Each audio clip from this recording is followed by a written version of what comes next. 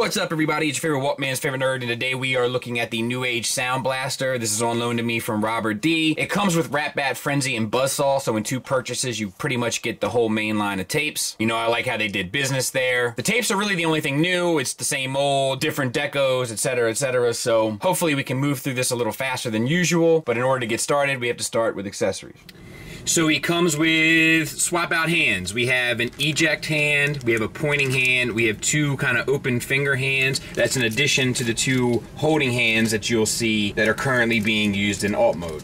He comes with his 2 signature cannons, and they are identical. They do expand. It's hard to get them to expand, but they have the red paint, which looks really good over top of that black, which is somewhat surprising, and then the silver at the back, and then the little red paint there. It also comes with the kind of, you know, missile thing that you can put and insert into either or as your little heart desires for that look. He'll hold that just fine, and it can peg into his shoulder. They'll stow in the back at the bottom of boombox mode or Walkman mode. He comes with Buzzsaw, and we did Laserbeak last time, so we'll show the reverse transformation this time. The head is on a hinge here at the base of the neck, and then the head is on a little ball peg, so the neck is on a base hinge, I should have said. The beak is painted, the eyes are painted, and then we have silver paint on the wings here, along with maybe some yellow paint in there. Looks really good, per usual, as does the other one, but for its size, you know. And it has magnets on the feet. Those magnets will attach to another magnet on Soundwave or Soundblaster's forearm. And now let's show the transformation. So basically just straighten them out, bring the wings around, and then just start collapsing. Fold the wings back and fold the head back, and you're good to go. And you have Frenzy. And his silver and red on his face are painted and look good. His head is on a ball peg. You can get side to side, a little bit down and a little bit up, which is nice. His arms are on ball pegs. They get up to 90 degrees. They swivel 360 around. His elbows are on ball pegs. They get you up past 90 degrees, plus a bicep swivel. We have gold paint on the chest and pelvis. And then the hips are on ball pegs. They get you the full Van Damme, the full Monty, a knee bend for 90 degrees, and an ankle tilt up. And that's pretty, and a little bit of a thigh swivel too, I suppose. And we'll show the transformation of Frenzy. Fold up his rear guns there, and then slide them down. And you can bring, I think, his arms around. I don't know. Tuck his head back. You can bring his legs up, and then they come around to the side on a hinge at just above his knee and plug in to his arms. And I guess you could turn the head around if you want to hide his face. And you're done. Frenzy comes with his pile drivers. The pistons do activate, obviously, and that's about it. When you have his kind of fist up, it'll just peg into the side of his forearm and work. And I guess you should say that, I should say rather, that the black is painted on the red too. All right, let's get him transformed. This one little bit in here is kind of stuck. It's like a snug little piece, so I'm not gonna push too hard. But open up your kind of cannons here and these little accent pieces. Flip the head up, and then this whole this black piece here needs to swivel down, or slide down rather. So get the feet, move towards the center, and get the wings up and out of the way.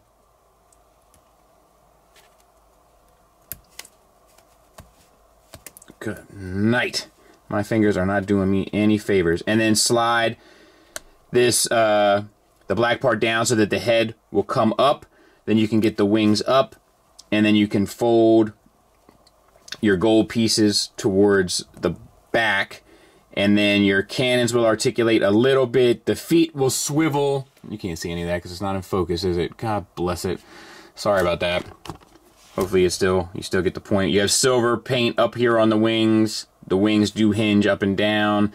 This black body of it, like, it's not great. Like, it's not assembled great.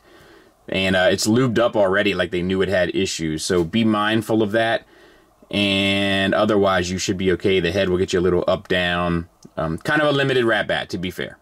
And the tapes, gimmick-wise, will obviously fit both in the chest. It'll work in cassette mode or Walkman mode as well. All mode wise, I mean, there's not a whole lot to talk about, right? I mean, we've looked at it before, plus it's kind of, you know, it's a Walkman. It does a decent enough job. It looks kind of more complete to me than the Magic Square in alt mode, but you know, the paint decos come through nice, the grays, all of the sculpted details, the right and left, you know. I do wish that the eject button worked, but you know, it's a nitpick. Little silver accents on the back for no reason. I dig that. Even the die-cast pieces that make up the feet end up looking nice. Like, you know, no issues. Kind of status quo, but decent enough little thing. Solid little unit. Speaking of solid units, there it is next to Tiger Tracks.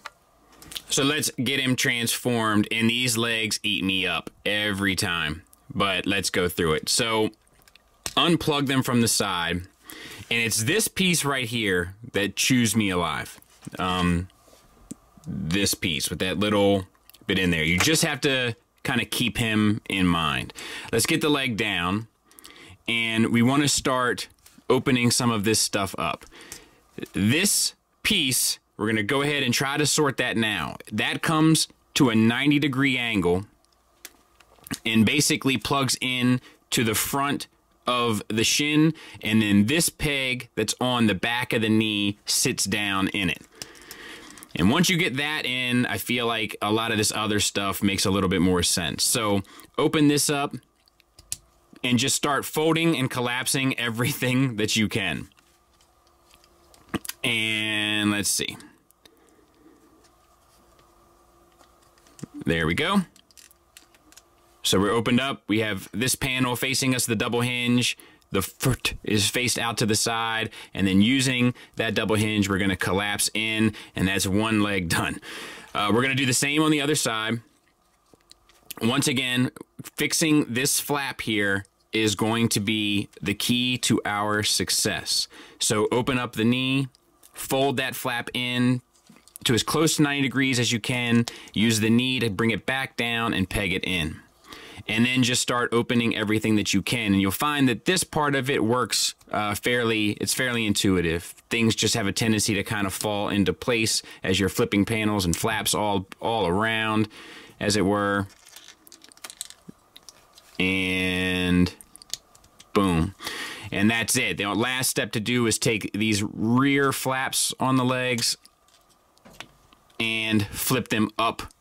And this is just for kind of aesthetics towards the back. All right, and then unpeg the forearms from the backpack, double hinge your shoulder joint around to the side and plug that in, and then move your wrist down and extend the forearms on both sides. Whew. All right, home stretch. So take the hip skirt, that rotates independently of the chest and the legs. Rotate that around, and then on the back, you want to collapse these two pieces, run that betwixt his legs, and peg it into the front. And then lastly, open up the backpack, flip the head up, and close the backpack. I'll clean them up. We'll take a look at it. And let's talk about the figure. So the head sculpt, beautiful, just as the previous, and it has, I believe, the gray paint. The black might be painted as well. The gray is painted, and then the red metallic visor is painted at minimum. The head is on a neck flap to a ball peg, so you can get it all the way up, obviously, transformation-wise, plus a little bit down and side to side, and a little bit of confused Soundwave look, so that's nice. Then we have yellow paint on the black chest, which looks great and was probably very challenging, but it looks tremendous. You have the translucent blue. It might even be a purple inside of there. Yeah, I'm not going to mess with that, but looks good. Nonetheless, we have a ball peg shoulder, get you out to 90 degrees, and then it also provides the swivel for 360, and then if you start transformation, you can get a reverse butterfly. You have a double jointed elbow that gets you the full run, mainly for the eject gimmick, but nonetheless, it works well. And then you have a swivel at the wrist, plus a little hinge down and up, and the red painted on the forearm. Really, I mean, this is a sharp looking mold. It always has been. All right, waist swivel. ab crunch to 90 degrees, which is insane. And then we have the gray painted on, and I think the black is painted as well, on the pelvis. Looks sharp. T-jointed ball joints for hips. Get you the full Van Damme. Little shy of the full Monty. Thigh swivel. Single jointed knee that gets you 90 degrees. And then we have all of the sculpt and paint work in the lower legs, which is just top shelf. If you recall from our verses with the Magic Square, like this is where this figure really kind of zeroes it in. But just amazing. And then we have the die-cast feet. No ankle tilt down, no ankle tilt up. You do get an insane rocker. So yeah, I mean, par for the course, right? We've looked at the mold before, but the deco works, and the mold build-wise still holds up well. Size comparison-wise, there it is with our usual suspects, the Iron Factory old school scale of Blaster and the Hasbro Stunnicon Legends figure. And there it is with our Iron Factory Tarn. And if you recall from our verses, it does scale up perfectly with the Unique Toys DX9 New Age scale, you know, almost to the millimeter. So it's right in line with that collection. It's going to be a little short for your Magic Square stuff. It's right in line for the New Age stuff. Final thoughts wise, we'll start with the negatives, and I mean, right, it's pretty much the exact same thing as the Soundwave version, right? I mean, there's nothing really new to report here outside of Ratbat. So let's focus on Ratbat for a minute. There's a build issue with Ratbat, at least on the one that I'm looking at, with the center pin that's awfully loose, and yet the tolerance is awfully tight. So that just looks like a recipe for disaster to me. So if you have this guy, or have this guy coming, so to speak, just use some caution, I would recommend. Otherwise, you know, kind of same deal, right? I'm not crazy about the Rumble Frenzy. I don't feel like the tapes work exceptionally well. However, the birds work, and Ratbat kind of works outside of the build issue, but where it really suffers is with Rumble and Frenzy. One other thing, I'm not sure if I mentioned it with the Magic Square, the butt of his rifle doesn't really sit over top of his forearm, so sometimes that can be a bit of a pain. And they have one flap in the leg mode. I get it, and it's actually pretty intricate, but if you're not paying attention to that one flap that I've made a point to point out, like, it can really take the fun out of the engineering. You know, honestly, I mean, most of those are relatively nitpicks outside of the build issue with Ratbat. So, I mean, it's a good mold. So let's talk about that a bit more. It's painted very well. It's sculpted very well. The materials feel good. It has die-cast parts. It has translucent plastics. It has metallic paint. It has matte paint, glossy paint. I love the accessory of the magnet in the arm for laser beak. Super clever stuff. A mostly enjoyable and interesting transformation. And they're kind of the B team of tapes, so you don't have to worry about buying them if you don't want to. All of the main ones come with the main release, which is just a smart, maybe not business smart, but very fan conscious, consumer conscious choice, which I respect. And if you want the extra tapes, this is a good enough mold to buy 2 of. So, you know, no harm, no foul. Solid unit. Strong recommend from me if you're interested in the character. Thanks for listening. Thanks for watching. Until next time, take care.